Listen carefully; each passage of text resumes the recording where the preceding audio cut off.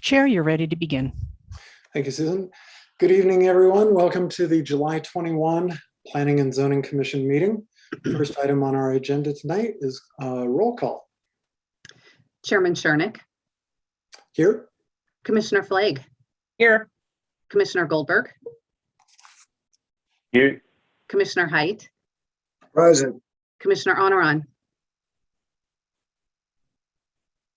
Oh.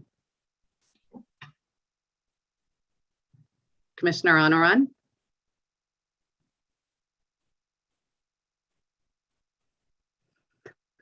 Commissioner Poland. Here. Commissioner Tedda. Here. Chairman, you have a quorum. Great, thank you, Jane. Next on the agenda is communications from Planning Director Glenn Van Nimwegen. Hi, Mr. Chairman, and thank you for being here, Commission. I'm going to reserve my comments till communications at the end. And as a teaser, I would like to talk about with the Commission how we go forward and what our meetings are going to look like. So certainly like to have all your input on that. And so that's it. Thank you, Mr. Chair. Sure. I have a script in front of me and I've already missed an item on it, which was I was supposed to read this for everyone right after roll call. Anyone wishing to speak during public invited to be heard, which is items 4 and 7, or during any public hearing items, which is agenda item number 6A, will need to watch the live stream of the meeting for instructions about how to call in to provide public comment at the appropriate times. Instructions will be given during the meeting and displayed on the screen when it is time to call in to provide comments.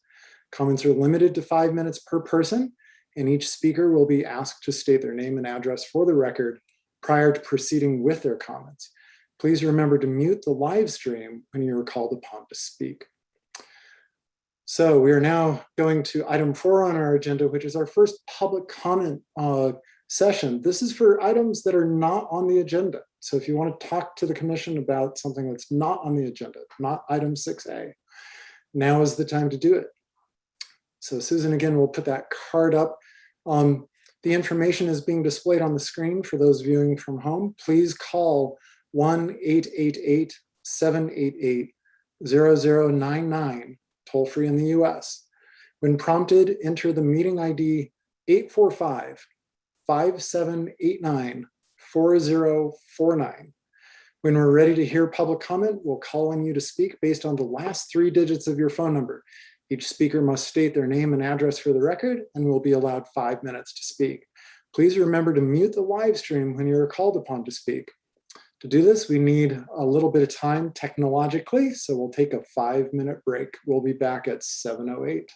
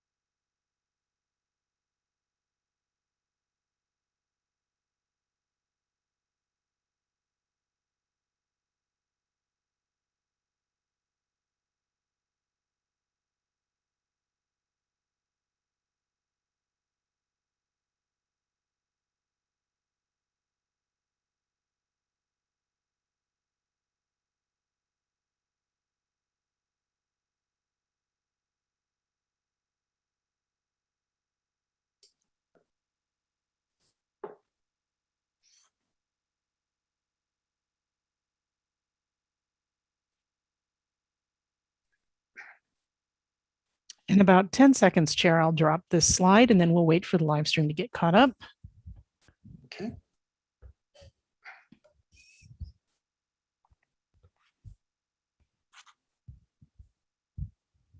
All right, here we go. Great. Thank you, Susan. So Susan, it looks like we have 2 callers. Again, this is for anything that's not on the agenda tonight, just general comments. So caller with your phone number ending in 088. Chair, give us just a second because the live stream's just catching up. Oh, sorry. So I want to, You were ready. no worries. I want to lock the meeting before we begin. Okay. And it looks like it is caught up. So I'm going to lock the meeting. Somewhere along the line, we just lost somebody. There were 2 callers. Yeah, I think it's because I made it clear that this is for items that are not on the agenda. So Okay. not for item 6A. Okay. Ah, and there goes the other caller. Okay. So that cleared that up. Okay, so I expect we'll see them back in a little bit.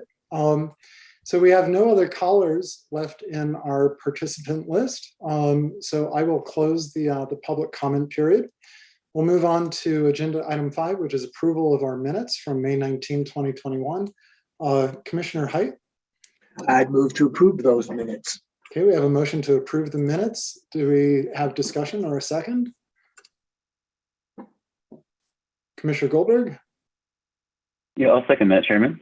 Okay, we have a second to approve the minutes. We'll do this by roll call vote if there's no discussion. Commissioner Poland? Yes. Okay, Commissioner Goldberg? Yes, sir. Yes, Chairman. Commissioner Onaran? Yes. Commissioner Flake? Yes. Commissioner Teta? Yes. Commissioner Height? Aye. And I also approve. And so, Jane, that passes unanimously 7-0 to approve the minutes. Next are public hearing items. And we're going to hear the Barrett Utility Sales and Service Incorporated Clark Annexation Concept Plan Amendment, PZR 2021-6. Principal Planner Eva Parachevsky will take us through her presentation. Good evening, Chair Shernick and commissioners. If we could queue up the presentation, thank you.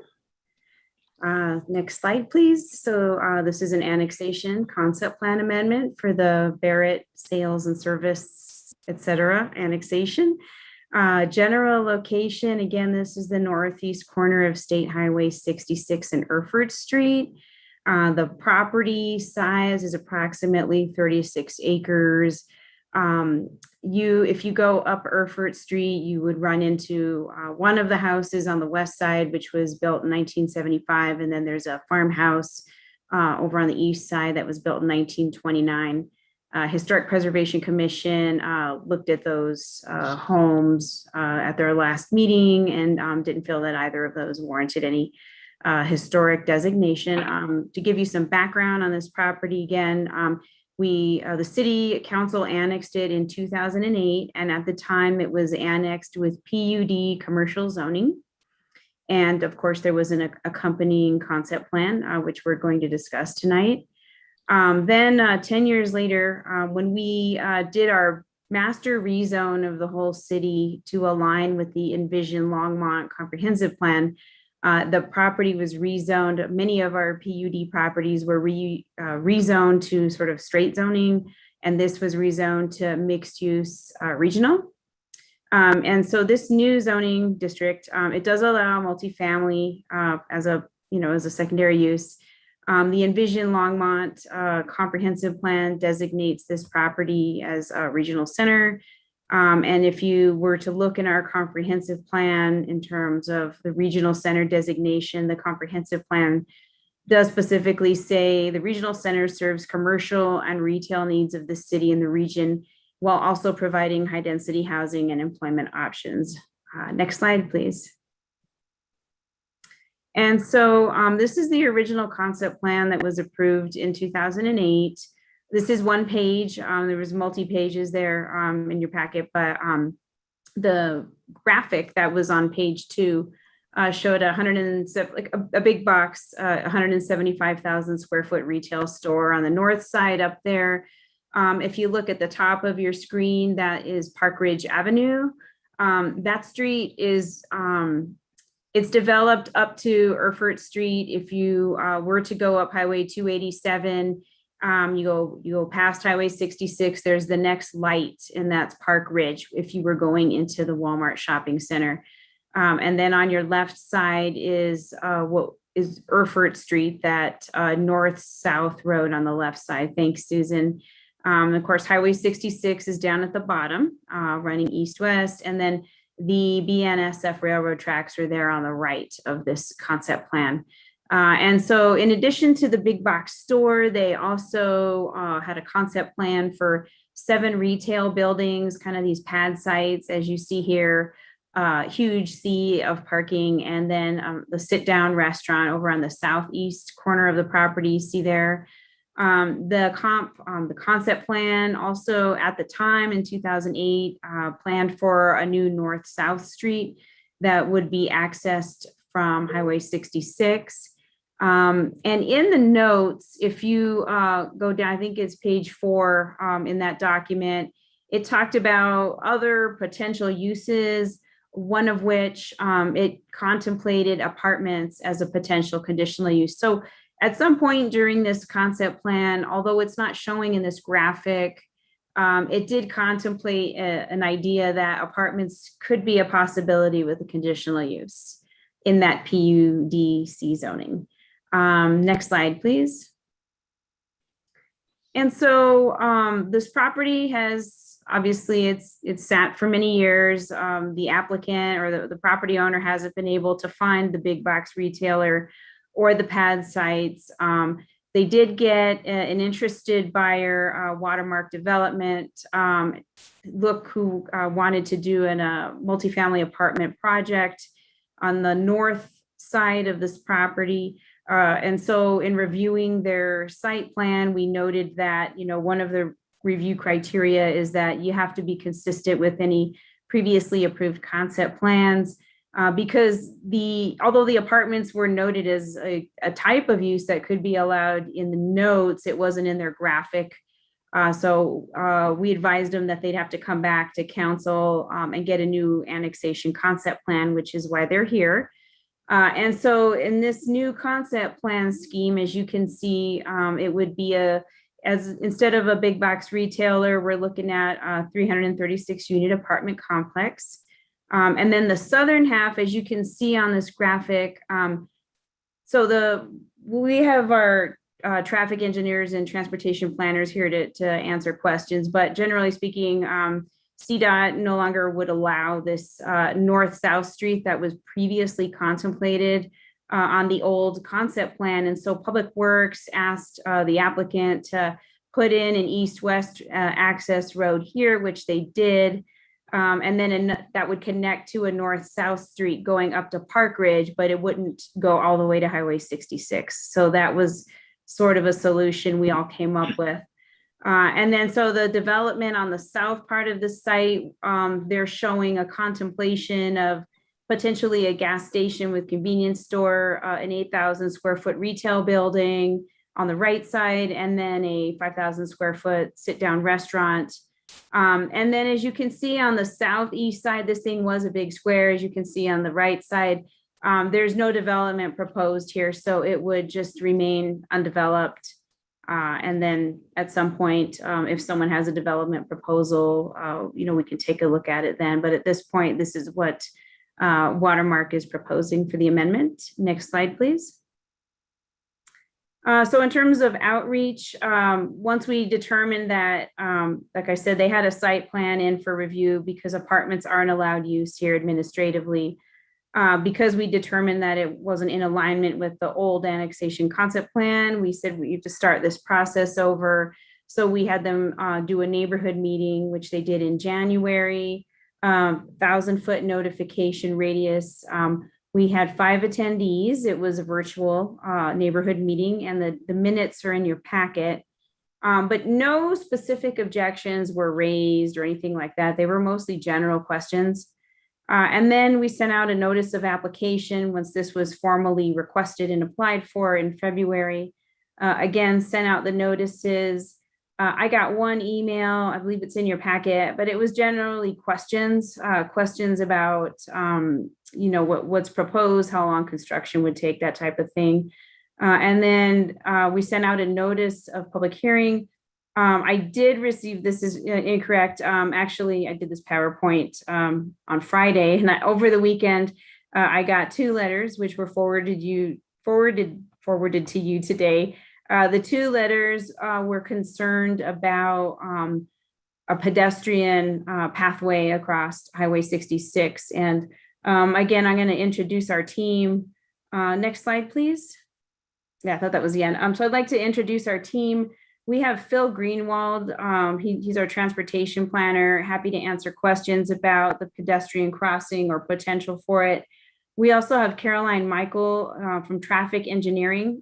So if you have those traffic questions, Caroline is here. Cameron Fawkes is from Public Works, Civil Engineering. He's co-project managing this apartment thing with me. And Chris Huffer from Public Works Engineering, our engineering administrator, is also here to answer questions. And so with that, I will turn it over to the applicant, Jessica Tuttle with Watermark Residential. She has a short presentation, and then we're all happy to answer any questions you may have. Thank you. Thanks, Ava. 1 second while I get this screen figured out.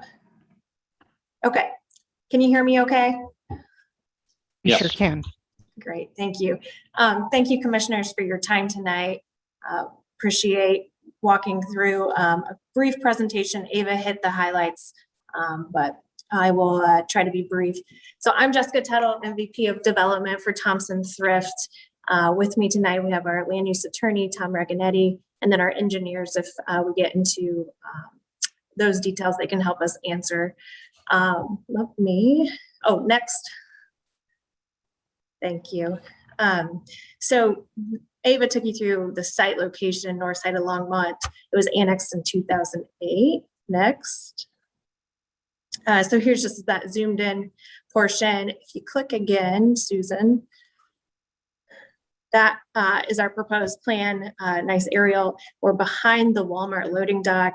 As Ava mentioned, there has not been any retail interest since 2008, but our company, Thompson Thrift, we do develop retail and we develop multifamily. So in 2020, when CDOT took away all access points along the property's frontage, it took away any viability for us to propose commercial in the back of the property. And so this was the highest and best use we could do with our seller to have multifamily in the back and then the retail pads in the front. Next. The history of the site, Ava already mentioned, but it was annexed with the concept plan. Had it been a bubble plan, we really wouldn't be here, but because that site plan went into that detail, staff asked us to match our site plan to an amended concept plan.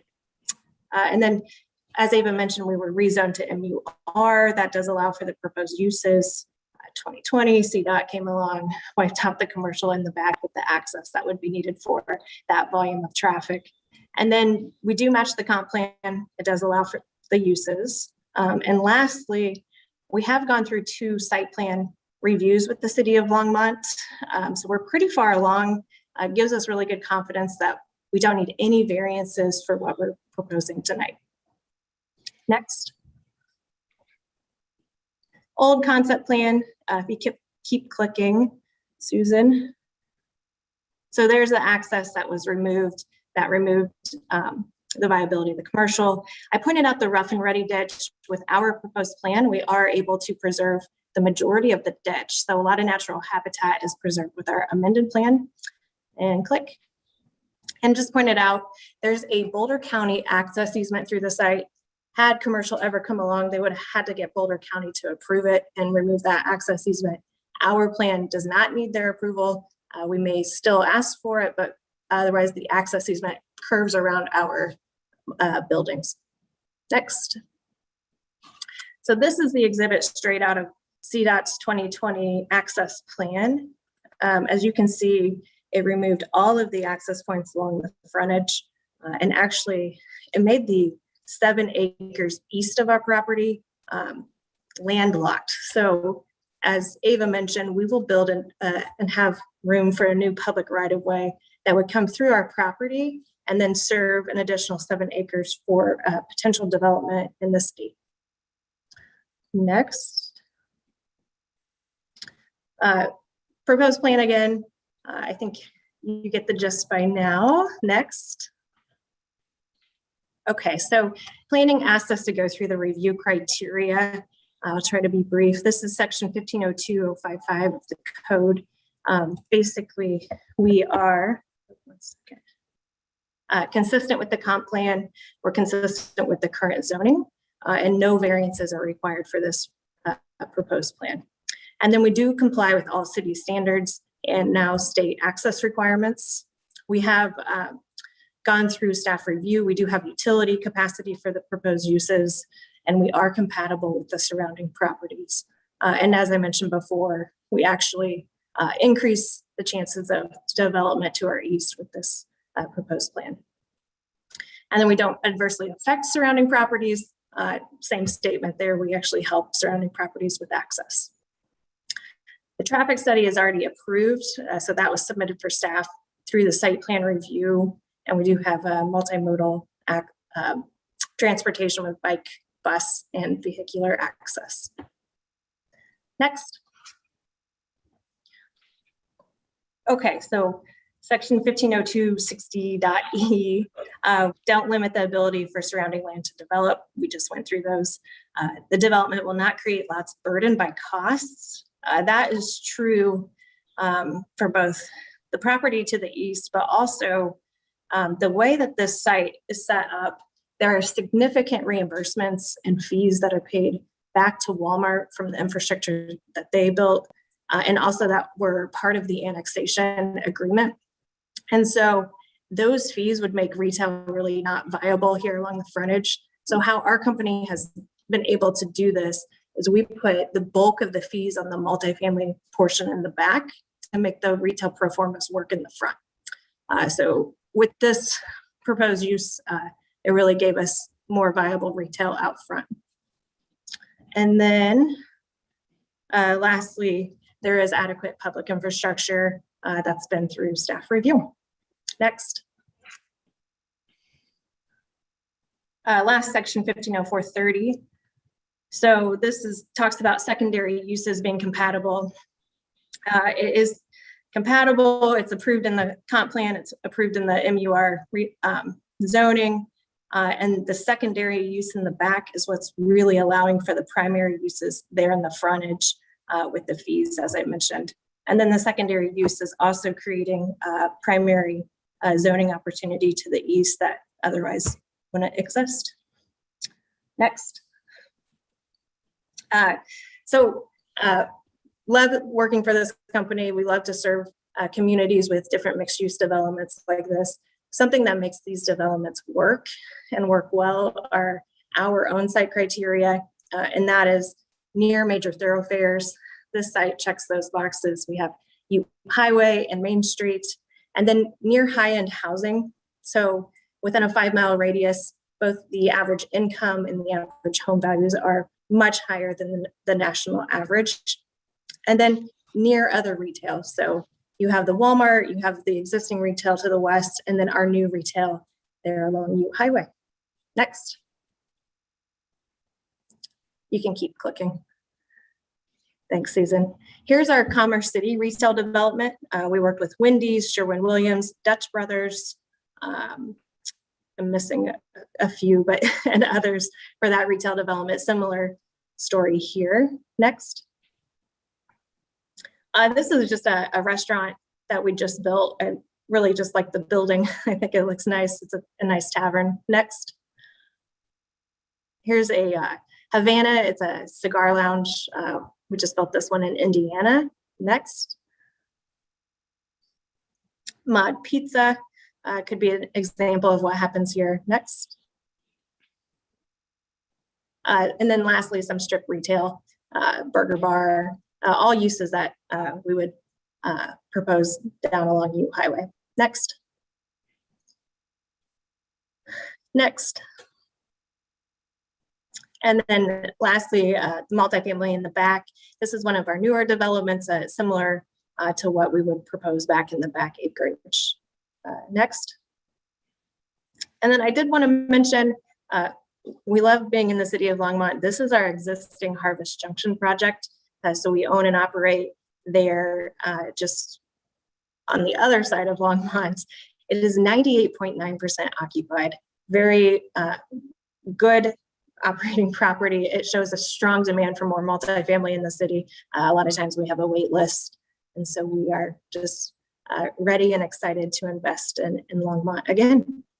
I think that's maybe it, Susan. All of the projects we've developed throughout the country, but I'm in the West, so I work on the projects here in Denver, Longmont, and Fort Collins. Next. There's our team. Cheesy picture. Next. Okay, that is it. Thank you for your time and any questions. Thank you, Ms. Tuttle. Actually, before we do questions from the commission, I would like to open up the public hearing part of this. We did have a couple of people who probably will call back in, and this is a public hearing item. So Susan, if we could put the card up on the screen. So now's the time to call in to make comments about this particular project. The information is being displayed on the screen for those viewing from home. Please dial 1-888-788-0099. When prompted, enter the meeting ID 845-5789-4049. When we're ready to hear public comment, we will call on you to speak based on the last 3 digits of your phone number. Each speaker must state their name and address for the record and will be allowed 5 minutes to speak. Please remember to mute the live stream when you're called upon to speak. To do this, we need another 5 minutes. We'll take a 5-minute break and be back at 7:35.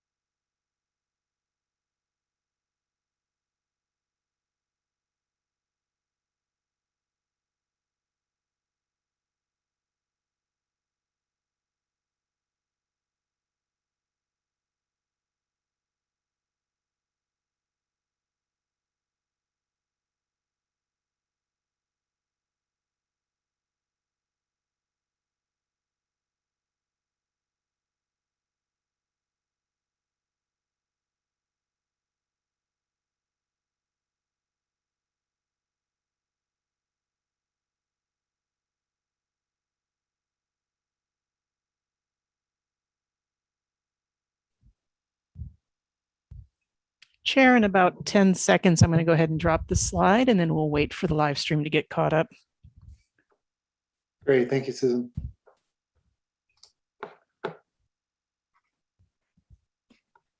All right, and here we go. And let's give the live stream just a few seconds to get caught up and then we will continue. Looks like we have one caller at this point. Are we ready? One moment. Okay. All right, I'm going to lock the meeting. Looks like the slide has caught up with us on the live stream and we can begin. We have one caller. That caller, your phone number ends in 625. I'm going to ask you to unmute. Caller 625, are you there? Hit *6.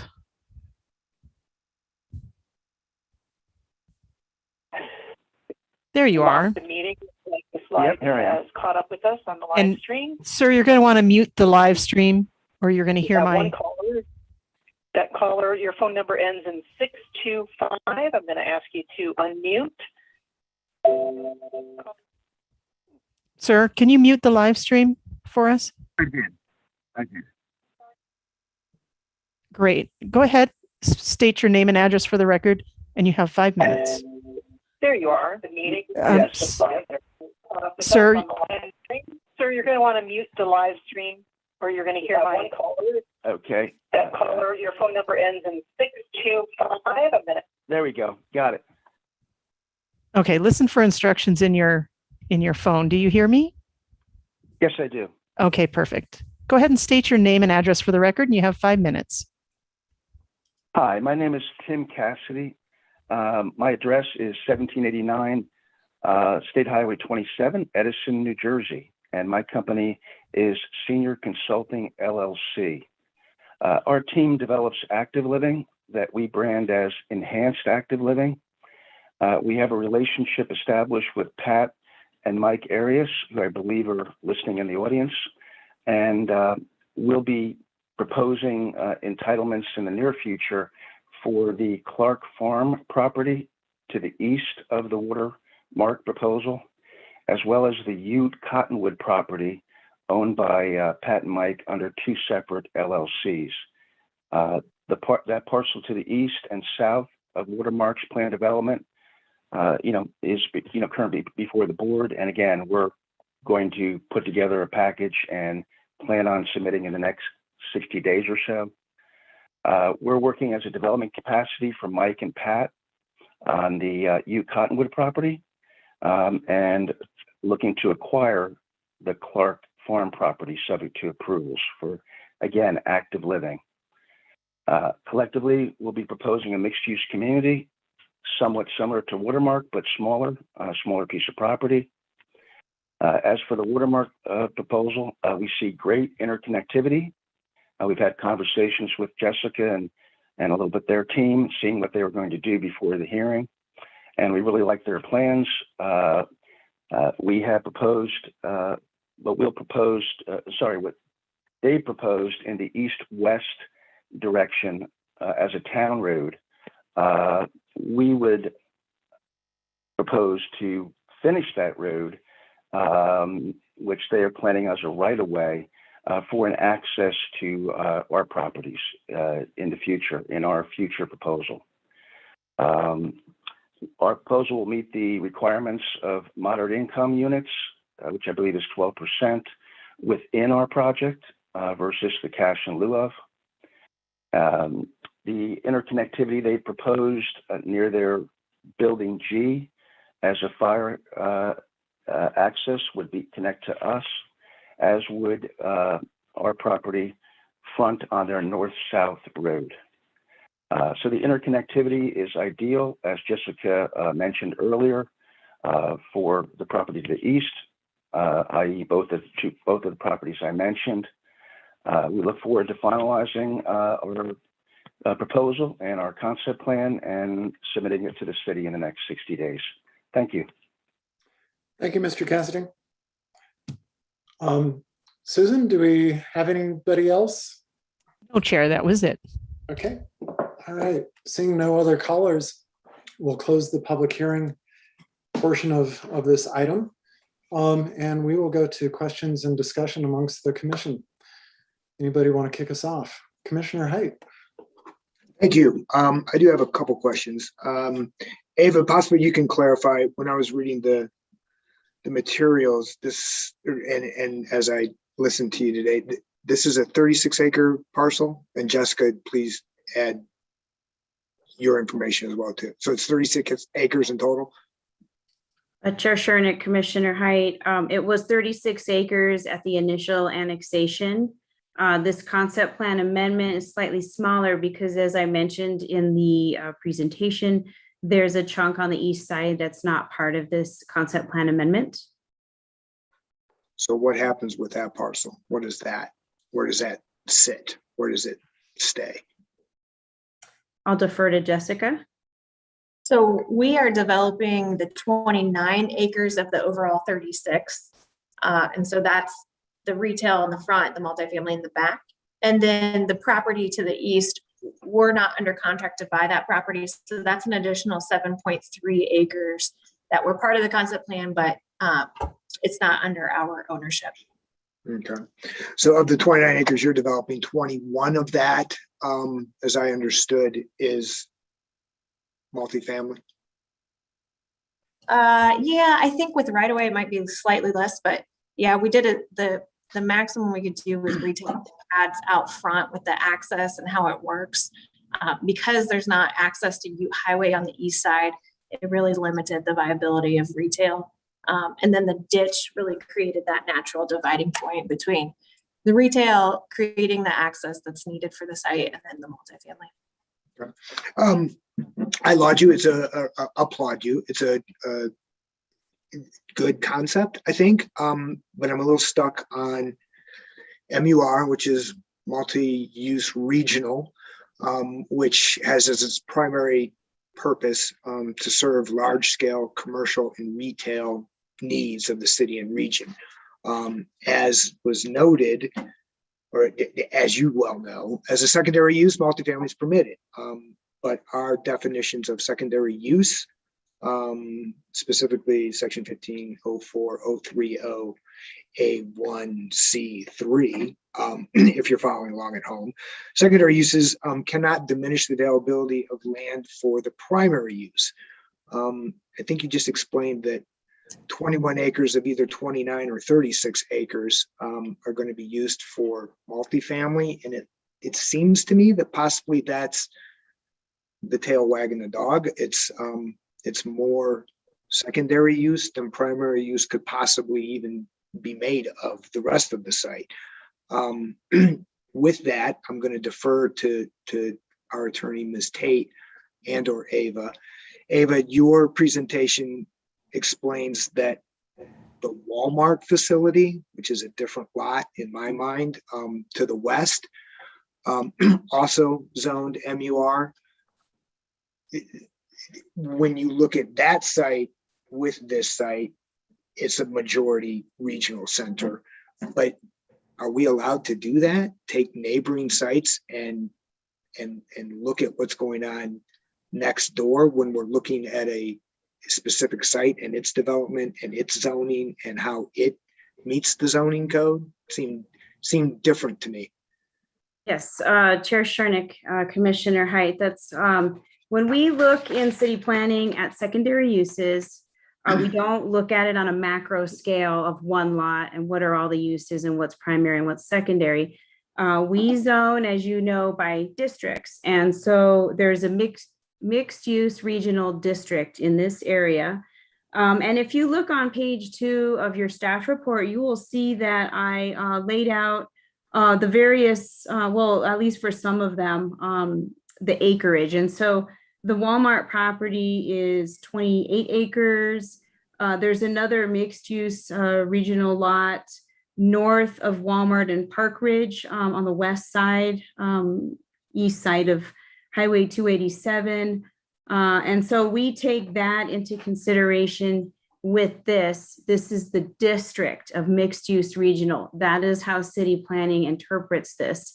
And so if we calculate the aggregate of the acreage in the mixed use regional, then the acreage of the apartment complex is secondary in that it is way less than 50%.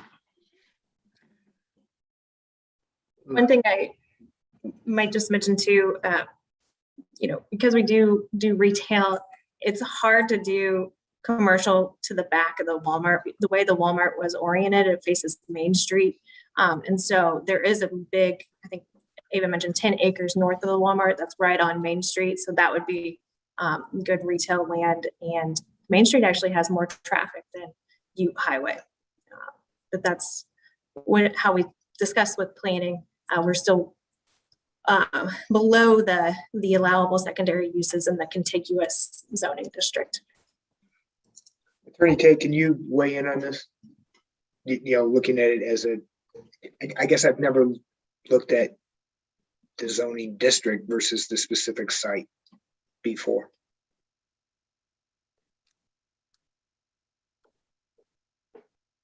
Hi. Chair Sharnak, commissioners, to be frank with you, I've not looked at that particular issue, and I did not know that would be coming up this evening.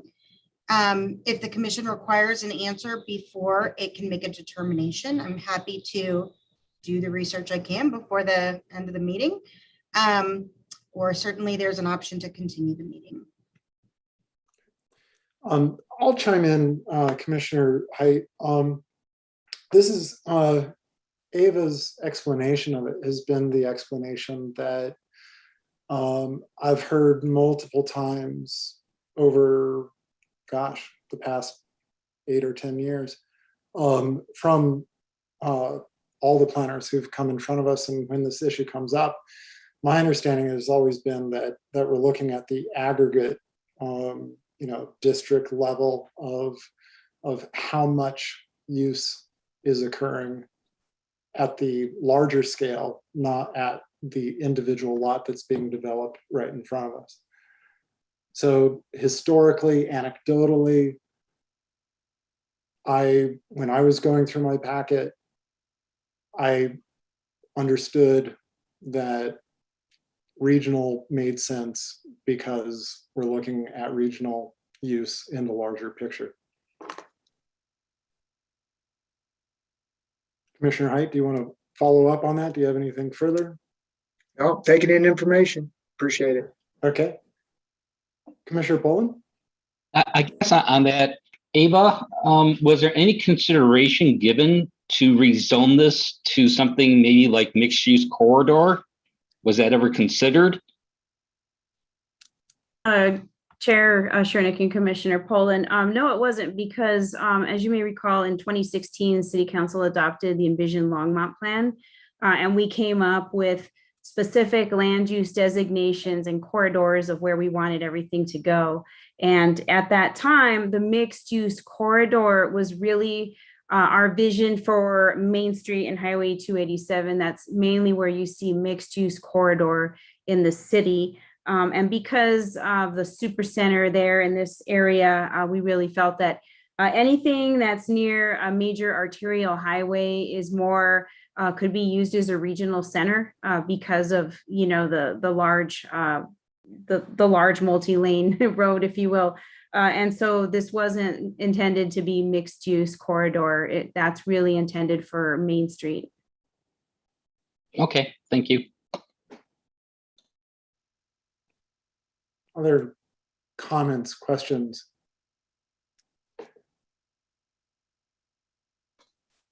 Commissioner Poland. I guess getting to the 2 letters that were written to us concerning the walkability of this area, and while I am not going to put any conditions as to wanting to put something in there, I'm just wondering from the city's point of view, is there going to be any kind of pedestrian, either overpass, underpass, put either off of Main Street or off of Ute Highway to ease people wanting to walk to and from, let's say, the Walmart, or as they mentioned in the pamphlet or in the in this presentation, they mentioned walkability and they mentioned the King Supers.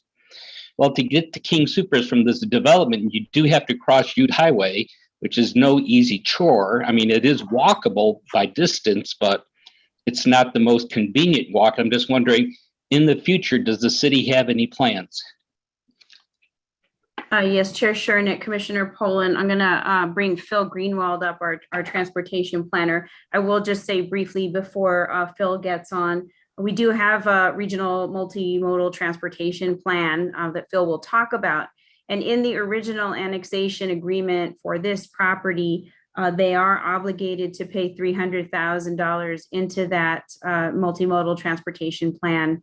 It's sort of broken up by areas of size, prorated, if you will, but so not to put the onus of that whole capital project on this apartment developer.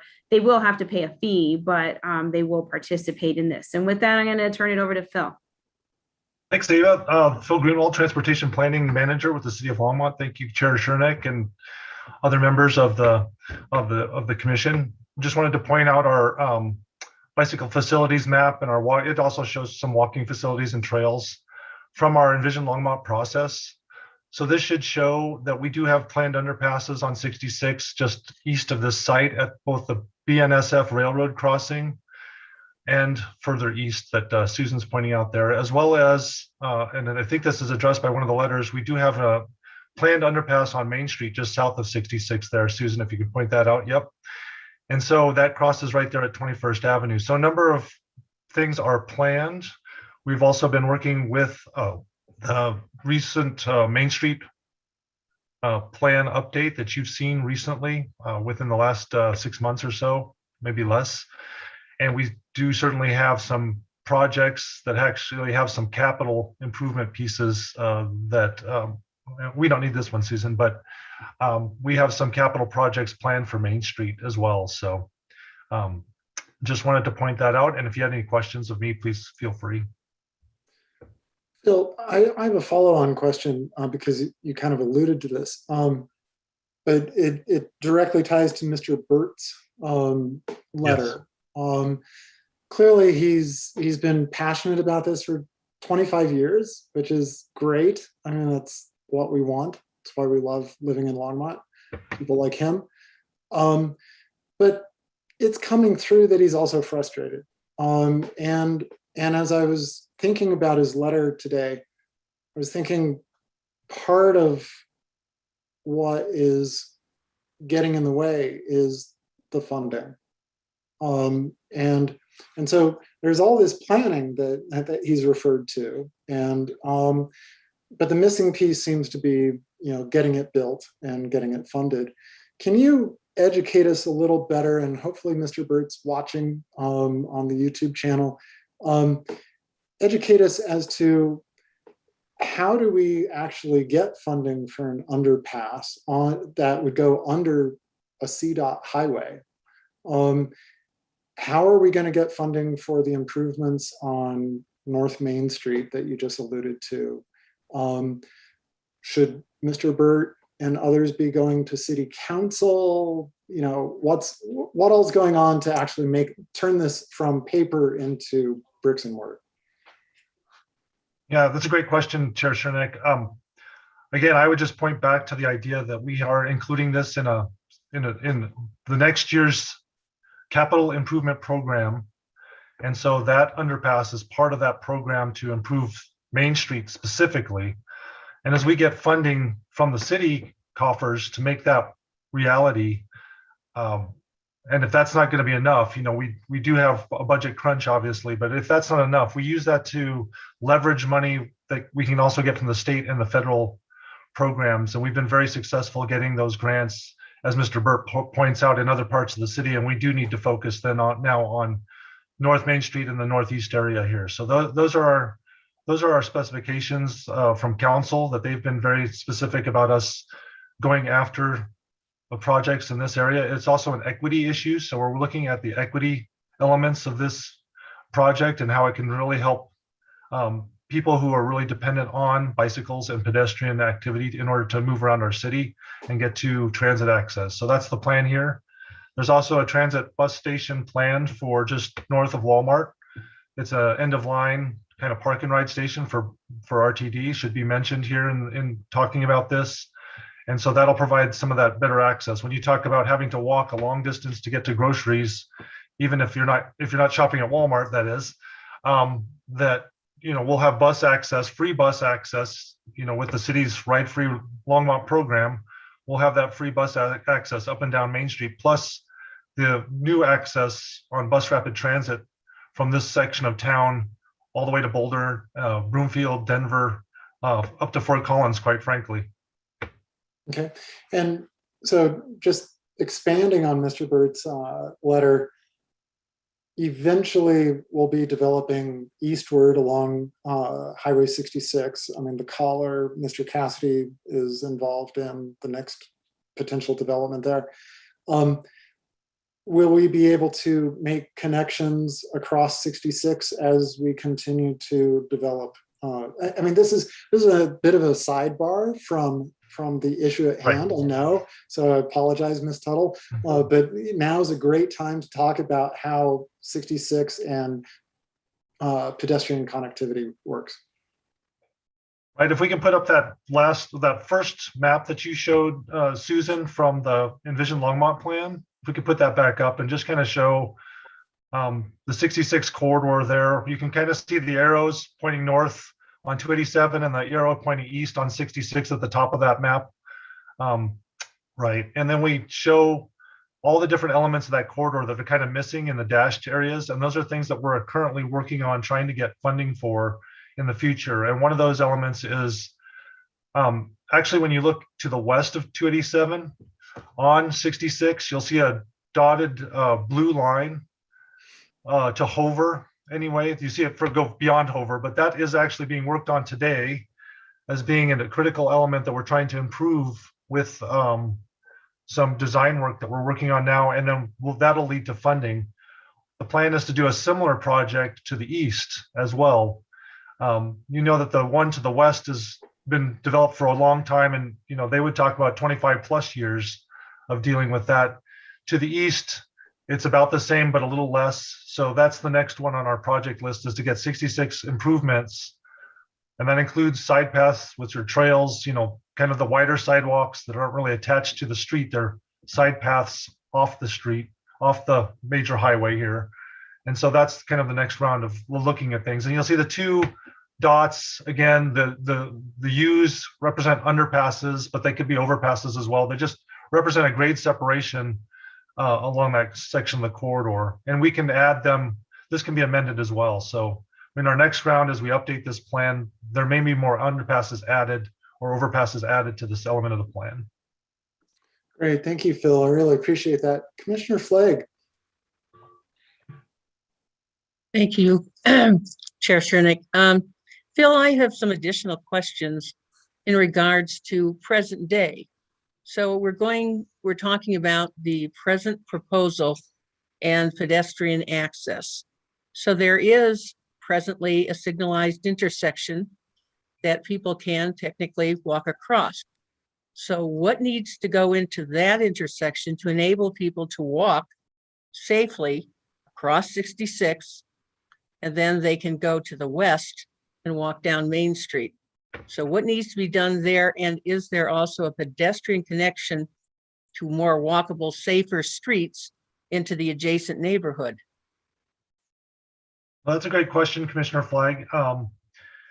When you look at that intersection, it actually is, we've actually had some folks who are doing walkability studies walk this whole corridor with us. Well, not the whole corridor, but walk that portion of the corridor with us and cross at that signalized intersection at Erfurt that you're mentioning. That's a collector street north of 66.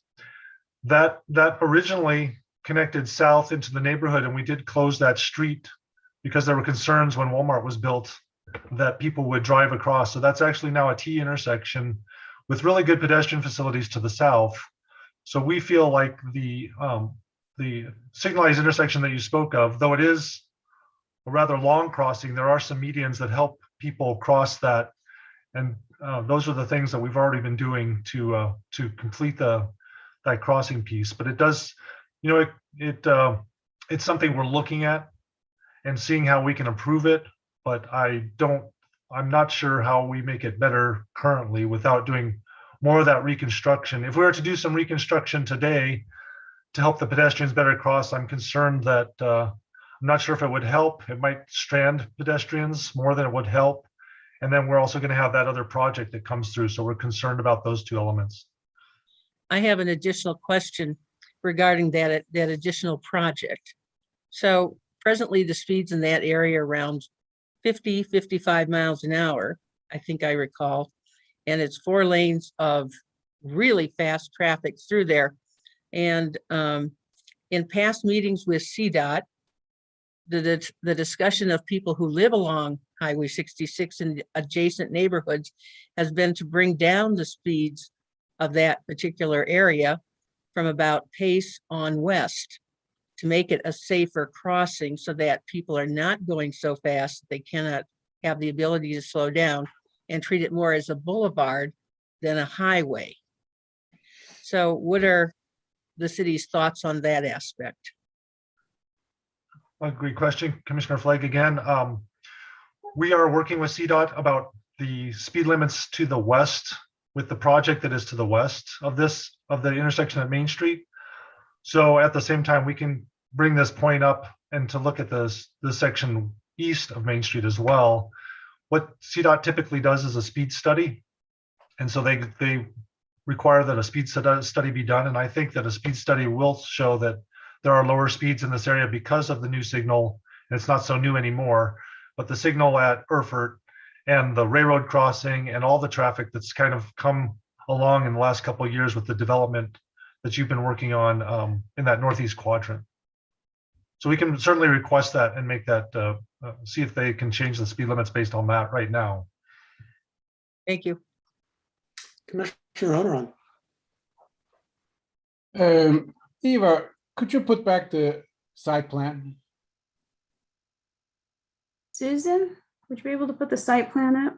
Sure, give me just a minute. Okay, thanks.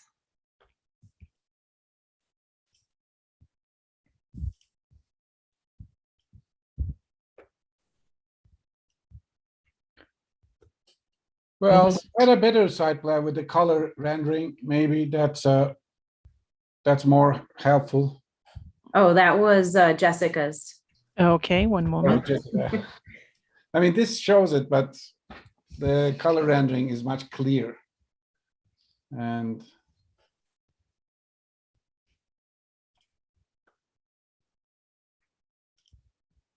all right, let's try this. perfect. So I'm looking at the southernmost building. If I'm living in that building and I want to go to some of the retail on the south, I see a sidewalk that terminates and it doesn't connect to the south, nor does the road. So I need to go all the way to the north and take a road south and get into the retail. So when we talk about pedestrian connectivity, these connections matter. The site plan showing me that there's no connection is kind of like a red flag for me. That is to say, this plan doesn't really care for the pedestrian connectivity. Now, I would strongly recommend not only the sidewalk, but the road being connected so that, you know, the residents can really walk or bike to the retail. Now, this is just the tip of the iceberg. Unfortunately, you know, what we have here is that we're providing a lot of residents. And the CDOT is not allowing us to provide junctions to get into this site, which encourages speeding, which is in conflict with pedestrian continuity. That is to say, if the people who are going to live here, you know, 200 units, to go south, they need to fight against that. You know, it doesn't matter what the speed limit is. When you eliminate junctions, you're encouraging speeding. You know, quite honestly, you know, I just want to put this in the record that it is shameful that CDOT eliminates those junctions, because if we're really investing in the pedestrian connectivity, and on top of that, we're suggesting that there are going to be more people living here, those junctions actually control the traffic and slows down the traffic. And eliminating them encourages speeding, no matter what the speed limit you're going to put there. So that's kind of alarming. And for one, I would like to, raise our voice to CDOT not to do something like that, because if this area is being urbanized and we're seeing more residents moving in and more pedestrian activity happening in, we need those junctions. We need those access points to slow the traffic. So again, that's something we cannot control as a commission, but I just wanted to raise that concern. But at the least, what I can say for the site plan, Jessica, that you can control right now, increase the connectivity. That's all. Thank you. That's a great comment, Commissioner Honoran. I think we definitely missed those connections to the south, because that east-west road is a new addition to the site plan. We weren't originally building and putting that local road through the middle of the two uses. So we'll absolutely add pedestrian connectivity and sidewalks and take a better look at that. Thanks for your comment. I was just going to add to that. I think the applicant was trying to, because they put in a public street there, you're required to have a landscape buffer. So I think that they had, put landscaping there because that was a requirement. However, you can have some pedestrian interruptions in a buffer. And so that's certainly a really great suggestion, Commissioner Honoran. And that's certainly something that we can finesse as we're working through this site plan. Absolutely. And Ava, just to clarify for everybody, so this is a concept plan, so we're not to the site plan level of detail yet, correct? This is a concept plan that you'd be approving. A site plan is administrative. That's something that we work through with our development team. Yes. Okay. And also, just to clarify, we are the recommending body on this tonight to City Council. City Council has the final decision on this concept plan. Chair Shernick, also, I don't know, do you need Phil to respond to Commissioner Honoran's statements regarding the elimination of junctions, or was that more of a comment than a question? We weren't sure if you wanted Phil to address that. Commissioner Honoran? I just wanted to put that in the record that, at least one person in the commission is not okay with eliminating those junctions. I'll make it 2 people on the commission are not okay with that. So more discussion, more questions. Commissioner Goldberg. Yeah, thanks, Chairman. Listen, I think we're kind of rounding that corner. I think just kind of taking a step back, I certainly heard Commissioner Height's concern about how we should be looking at this project. I definitely feel Commissioner Honoran's concerns around connectivity and ensuring it's a safe place to live and walk and get around.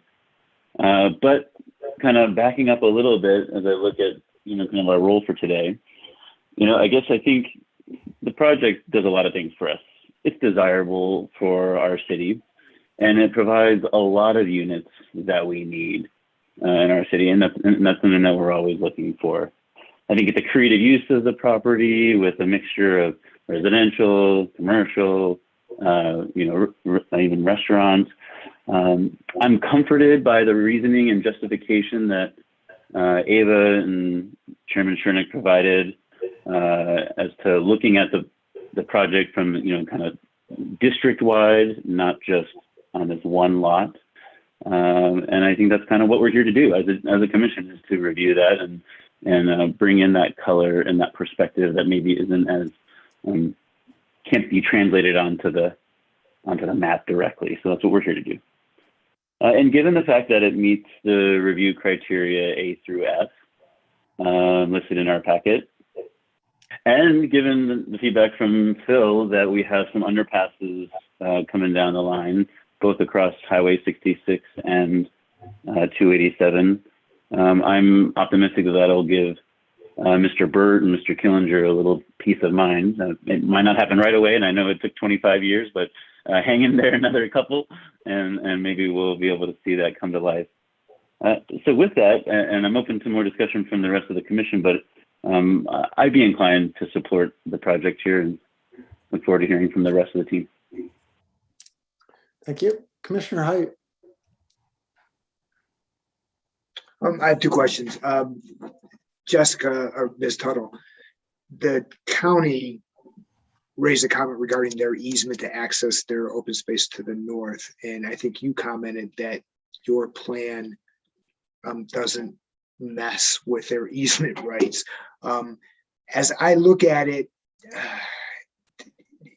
specifically with respect to the concept plan amendment that Ava had prepared for us, which appears to show that easement overlaid on top of where your buildings go, it looks awkward, if not impassable, for the county to use its easement, which would go right through the middle of your pool, through the middle of your courtyard, and next to one of the buildings. Is that what you're proposing, or do you have something worked out with the county? How's that easement going to shape up? Yeah, thank you, Commissioner Height. That's a great question. So this is a little bit of an awkward area where we are building new public roads. So Park Ridge Avenue, you go up Erfurt Street, you turn right on Park Ridge, and you get right to the county's access easement. So any inspector or anyone with the irrigation ditches will use those public roads to go around our site and then get to that county access easement at the east end of Park Ridge that we're building. The county, to be completely honest with you, we're nervous about another public hearing after we came through you for approval. So as a backup plan, we've made it so that we don't have to vacate that access easement if for some reason they don't want to. They can still use it through our site. If the pool is showing up and over the access easement, that's a mistake. It's just old line work that will fit the amenity space around it so that they can still use the access easement. But realistically, no one will even really know that access easement's there because they'll be using the newly constructed public roads that will provide a much easier access point to get to the northeast side of the site into their open space.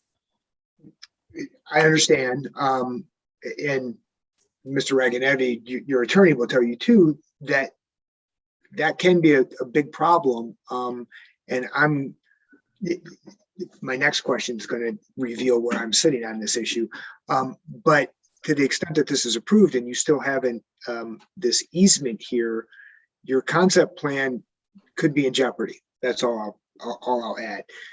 My second question for you is, I guess it's your burden to show me or convince me that this regional multiple use center standard applies to, and there's 4 of them in our city, of these MUR zoning districts, that the secondary use standard applies to the region. And I don't know if it applies to all 5 of them, but with respect to the one that we're talking about here at 66 and 287, that the secondary use standard only applies to the entire region, to the entire zoning district here, as opposed to the lot. Do you have any insight into that?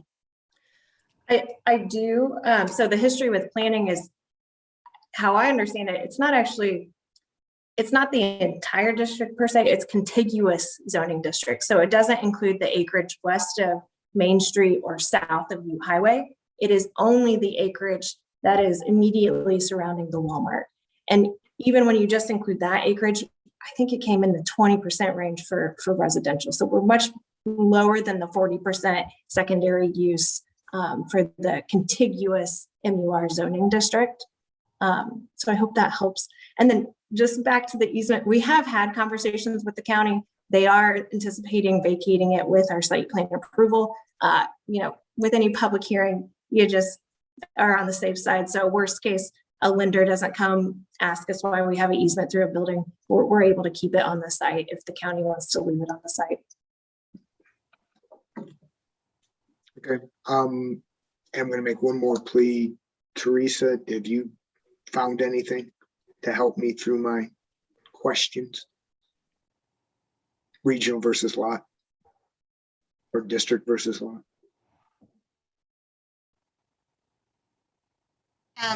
Chair Shernock, Commissioner Height.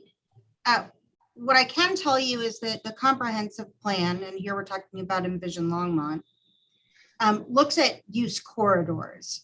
And so certainly as we're looking at the corridors, we're looking at a variety, and rather than looking site by site, we're trying to make sure we have the right mix of things to accomplish the goals set out in the comprehensive plan. And I was not able to find anything that would consider that spot zoning. So,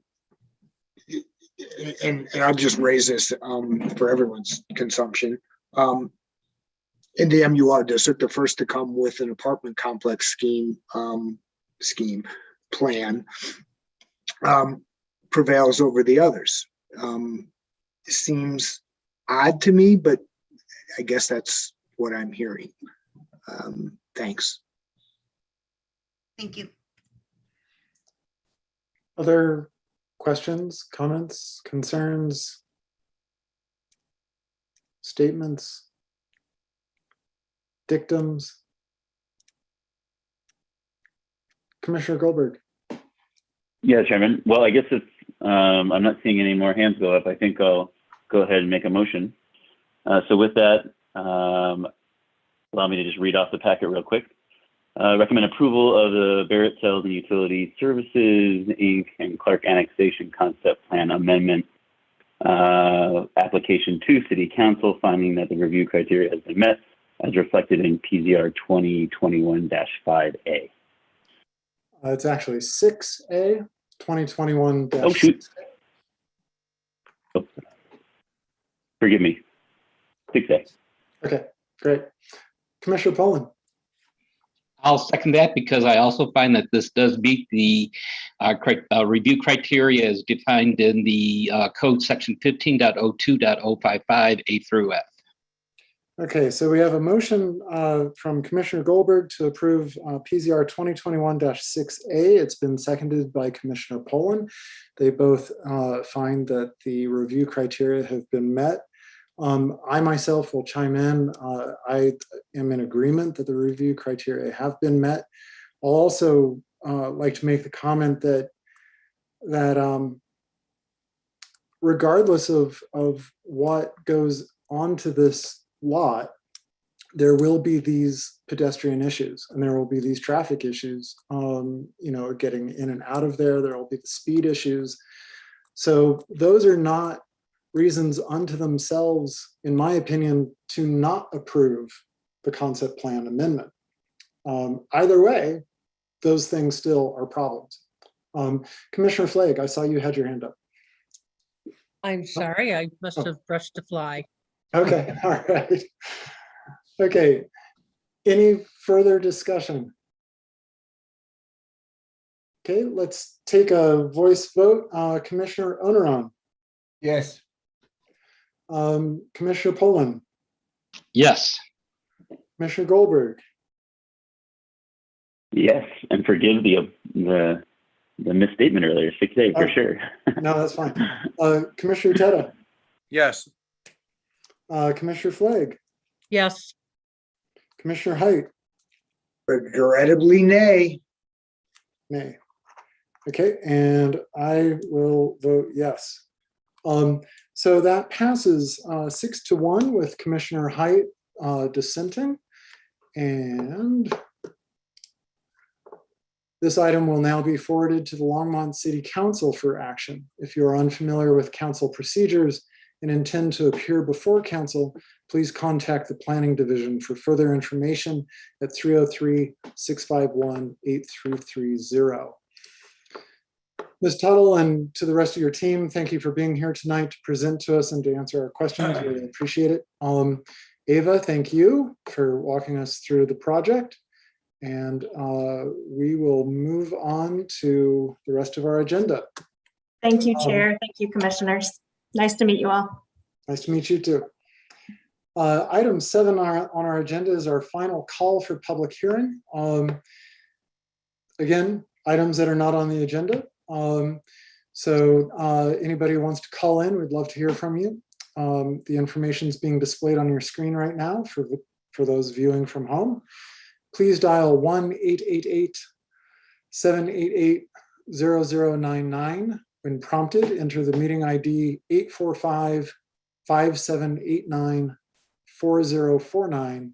When we're ready to hear public comment, we will call on you to speak based on the last 3 digits of your phone number. Each speaker must state their name and address for the record and will be allowed 5 minutes to speak. Please remember to mute the live stream when you are called upon to speak. We need 5 minutes to do this. We'll take a 5-minute break, be back at 8:24.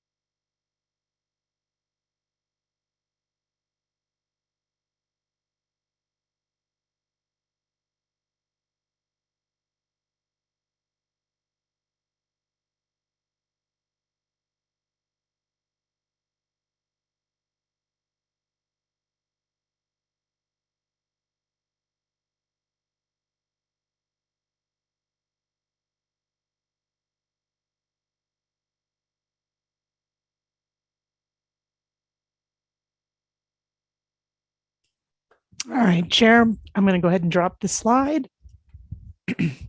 We'll give our live stream just a few seconds. Thank you, Susan. And we have no one that has called in.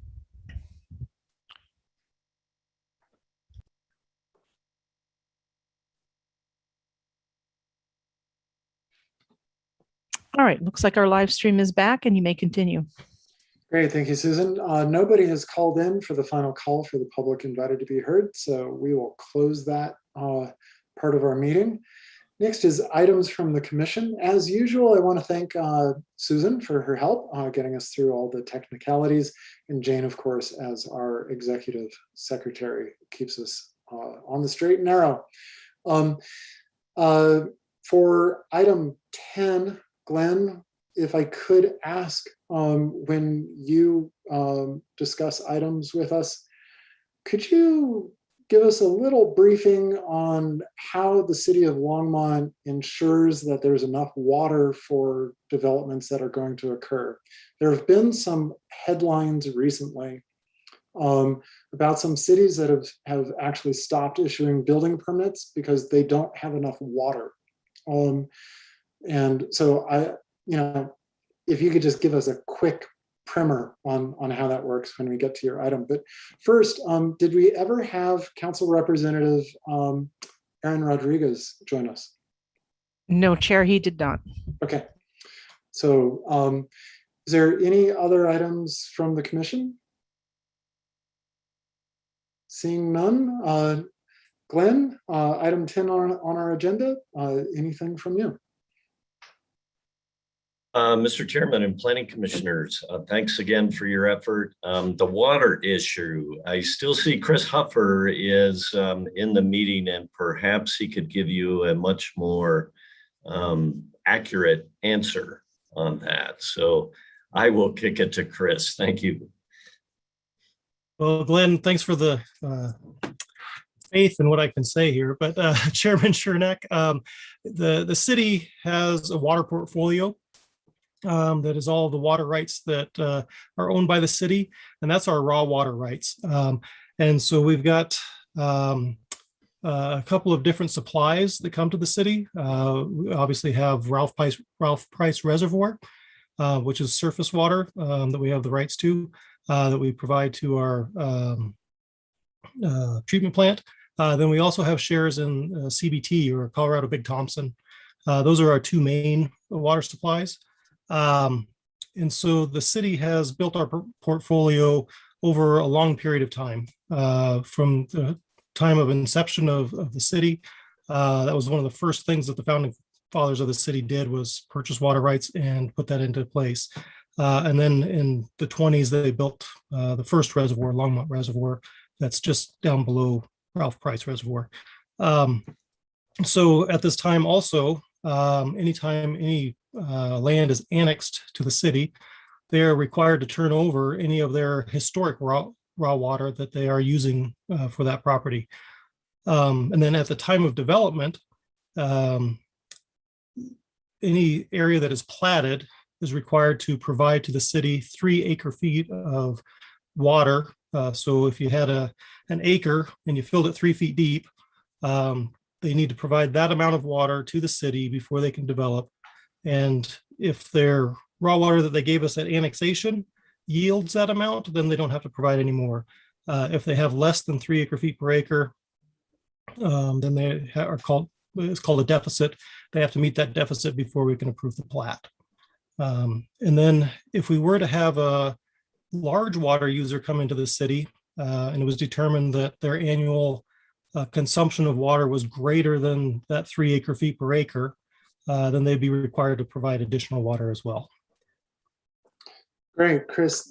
Thank you so much for explaining that. It sounds as if all the mechanisms we have in place are such that we would not be approving development that can't have water.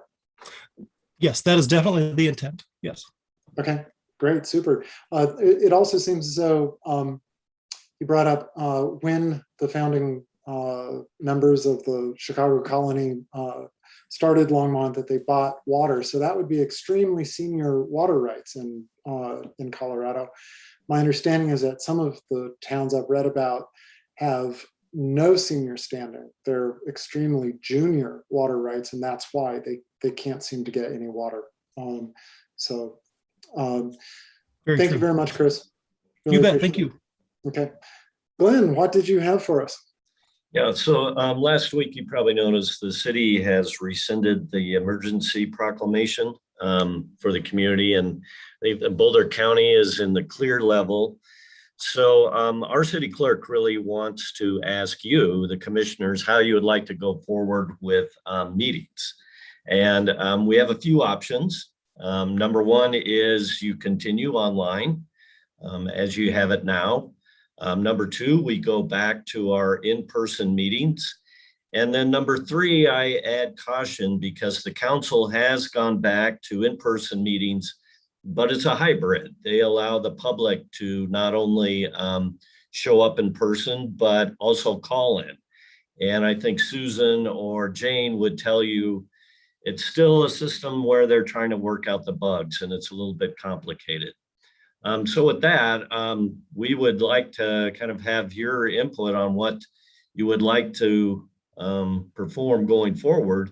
It does require us, and the reason we're kind of asking at this point is we may have to amend the bylaws, or we may have to amend the actual code to make sure we're following what's in the code. We've done this on an emergency basis, so it's been fine, but right now we're out of that emergency. So that's why I'm bringing that up and turning it over to you. So Glenn, you're asking this question just in time for the Delta variant. Yeah, yeah, I know. But seriously, what might happen if we, again, so a headline, I know I keep saying, hey, I read in the paper, but Austin, Texas is looking at stepping backwards one level, possibly in the next few days. What would put us in a position to have the most flexibility in terms of like not having to change our code or our bylaws back and forth? Yeah, well, we certainly have this system down. I think we probably would, and maybe Teresa can weigh in, if we continue, like one thing we thought of is maybe to the new year, and we kind of see where we are at that point. We may want to make those amendments anyhow. I don't know that that's really that big of a problem. Versus, yeah, bring everybody back and then send everybody home again. That might be a bit disruptive to everybody. Teresa? Chair Chernak, commissioners, if you want to retain the ability to do online meetings, either in whole or in a hybrid mode, it would require a small amendment to that procedure that you adopted, because that procedure is contingent upon there being an emergency declaration. It's not necessary that it be contingent upon that, but currently it is. So one thing we could do, one thing you could consider as a commission is making the bylaws flexible such that you could notice the meeting for either in person or online. And if you all would also like to have a hybrid option, while logistically difficult, that is an option. And so you could have a variety of things in there, such that as long as we are properly noticing the meeting, you could hold the meeting a couple of different ways. Okay. Thoughts and ideas from the commission? Commissioner Height? As much as I miss you all, and truly, I think that we work better face to face. I don't think the world's quite ready for public hearings the way we used to run them. I've been vaccinated, but don't think that it's probably appropriate for us to get that close. It's my opinion. Commissioner Flake. I think I agree with Judson. I think it's too early. I like the idea of taking another look in November and December and seeing where we are. Okay. Commissioner Onaran. I agree as well. And I was wondering if there's any way we can require vaccination or test for people who would like to attend in person and walk into the hall. If that is not in our ability, then I would say let's keep in Zoom. Yeah, City Attorney Tate, I figured you would want to chime in on that suggestion. So at this time, the city does not require proof of vaccination to participate. And you can imagine that there are a variety of obstacles that presents, including for those individuals who are medically unable to be vaccinated. And so it is my impression, and certainly I cannot speak for the city council, but it is my impression that the city council would not support any of the boards or commissions seeking that kind of documentation from individuals. And I'm not an attorney, but I work for a state agency that has informed all employees that we cannot ask about vaccination status because it breaks the HIPAA medical privacy laws. It is confidential medical information, and as such, the city of Longmont also has heeded the legal advice to not inquire about vaccination status, even with its own employees. Commissioner Teta. I would vote that we get back together in person. And I think that the call-in protocol that we have in place for the Zoom meetings is more difficult for the public to be part of. And I think that that's reflected by the lower numbers of people calling in. I think people would welcome coming back. Commissioner Goldberg.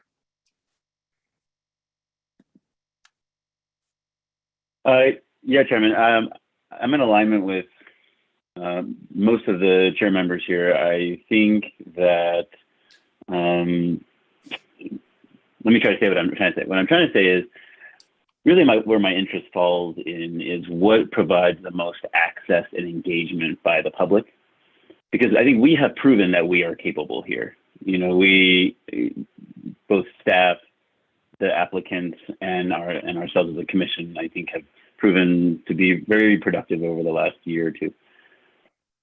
That said, I think it's definitely easier for, I think to Commissioner Teda's point, the calling in process is burdensome and tricky. But in the spirit of really providing the most access to everyone, I wonder if, especially with the return, with some concerns around Delta, with concerns about even LA increasing restrictions and indoor settings as well, given all of the reasons mentioned, I wonder if, while it does hurt some participation, if at least for now, for the next several months, continuing with the call-in approach and the remote approach would grant the most access to those who are vaccinated or not vaccinated or at risk or can get the vaccine or can't get the vaccine. And then when hopefully we get back beyond, Delta or whatever, then maybe we can look back at going back in person. So that would be my take. Commissioner Poland. Yeah, while I do agree with Commissioner Height that I do believe we do better work when we're together, and I do agree with Commissioner Teta that I do find that the phone system appears to be a buffer for the public to comment for us. I do believe that they're having issues and that does prevent some people from chiming in. With all that, I think what's best for the commission and actually what's best for the public at this time is for us to continue in the short term. We lost. What happened? Just as we were saying, we do so well at this format. You jinxed us. Commissioner Onaran. I was wondering if there's a way we can continue online, but allow public to show up in the city hall in front of a camera and speak if they have difficulty with their own technology. I mean, maybe we can provide them to easy access to a camera in the city hall, but we are all online. Jane, Susan, I believe that you did do that for city council at one point. Chair and commissioners, the only thing that city council is experimenting with for the month of July currently is to allow the callers to call during the first public invited to be heard. No public hearings and no second call in. And so far we've had just one caller. So they're going to reevaluate whether or not that's going to be continued in the future. So we have not had anyone virtually show up on camera. Okay, but what Commissioner Onaran's suggesting, I think, is the converse of what council is doing, of council's meeting in person and having people call in remotely. Could we meet remotely, but have people show up in person at council chambers in order to be piped into our meeting via video? You know, that would take probably a lot of staff resources that I'm not sure planning is prepared to handle, because I am no longer really prepared to continue doing virtual meetings once the emergency order was lifted. Okay. So that would have to be reevaluated with staff resources. Okay. I want to make a comment. There's a phone call waiting to get in. I'm assuming we lost Chairman Poland. So I don't know if that's him. Does anyone know if his last 3 digits are 732? Jane, do you know that? Glenn? Don't know his number. I don't know either. I can let them in. He may have had problems, and this is his way of trying to get back in the meeting. So give me just a minute. Let me let him in, and we'll see if we can figure out who he is. Caller that ends in 732, we just let you in. Can you please identify yourself? I'm going to ask you to unmute. 732.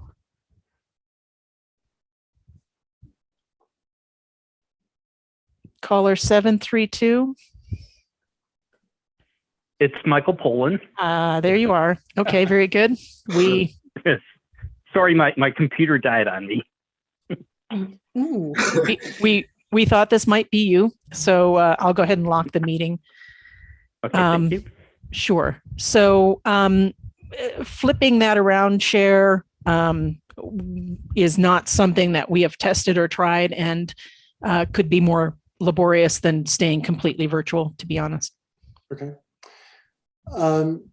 Commissioner Poland, just to bring you up to speed, we were talking about some possible alternate ways to hold our meetings. Commissioner Onaran had suggested people might be able to be on video in council chambers while we were meeting remotely, but Susan is telling us that that is too high of a technical hurdle to jump.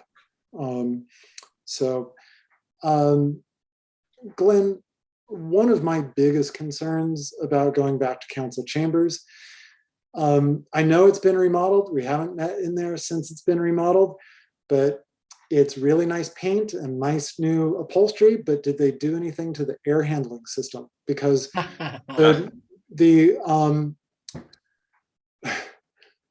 we have had a long history of sweating through planning and zoning meetings because the air handling system shuts off at like 9 p.m. or something. It's only fully on for city council meetings or something like that. Joni was always struggling with this. For us to meet in person, in my opinion, even though it seems like a big room, when there's a dozen people and then people in the audience, the amount of air per person is pretty restricted, especially if we're not having enough air turnovers per hour in the room. I know that one way that offices, okay, I work at CU Boulder. One way that facilities at CU Boulder has managed classrooms and offices so that people could be in rooms that do not have operable windows is by upping the air turnover rate to a much higher degree, creating a positive pressure situation so that basically you're blowing any sort of virus load out the doors. Absent that, I'm not very comfortable being in a room without operable windows. Because our meetings can go for 3-4 hours. That's a lot of viral load into that airspace. So Right. Yeah, I all of don't the know. science, in other words. Right. I don't know if they've changed the HVAC. I was there till like 11 o'clock last night. It felt comfortable. It was loaded at a portion of the meeting. And I just noticed here, I'm in my office and the air shut off, I think at 7 o'clock. So that would be something we'd have to check out. And then on top of that, there is a whole new AV system. So there would be a learning curve where we'd have to get the commission in there and comfortable with the new system. We upgraded it and then immediately the pandemic hit. So it's been kind of mothballed. And I don't know if you've watched a council meeting, they're still struggling with the mic system and everything, but there would be a learning curve just on using the equipment as well. But I could ask around and see, you know, if they tweak the turnover rate on the air handling system. I mean, that'd be a step in the right direction, but I'm not sure that actually overcomes everybody's concerns. Sure. And what I'm hearing, it seems to be, and people can correct me if I'm wrong, but I hear two main concerns. One is going back in person too soon until we know more. And so your suggestion of like maybe, you know, December-ish, somewhere in there, seems like a lot of people are agreeing with.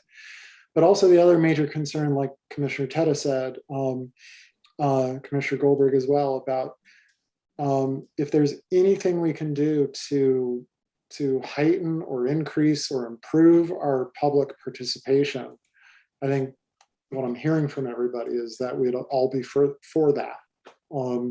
So possibly two kind of conflicting goals there, but maybe we can achieve that. Commissioner Oneron? I have a question. You know, I've been part of some conferences and large gatherings in Zoom where there's no restriction for attendance to show up.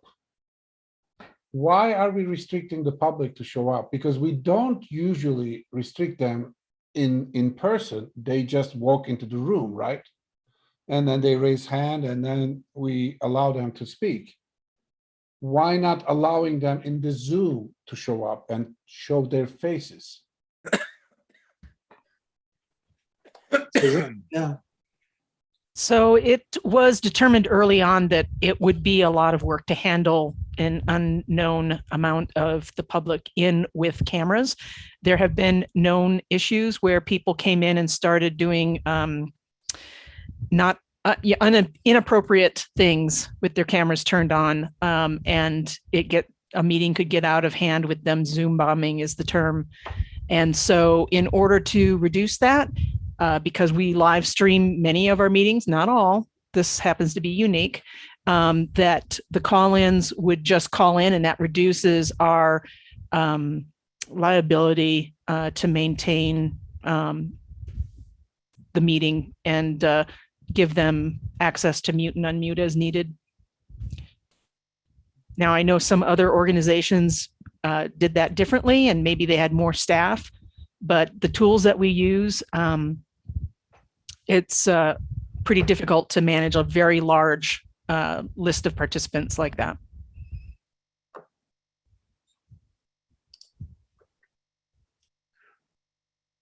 Right, and the last thing, in my opinion, the last thing we want to do is put more work onto the staff.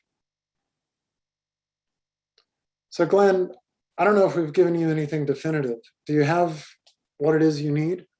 Well, I think you want to stay in this mode till at least December, and we can check back, see where we stand as far as the virus and our technology. And I think we'll probably then go ahead and make some minor amendments to the code and bylaws. Teresa, okay. I would be happy to prepare a draft for the commission's review at the next meeting. That'd be great. Yeah, thank you, Okay. Teresa. Great. Well, that's all I had. Okay. Well, thank you, everyone. Unless somebody objects to it, we'll be adjourned. Take care. Right.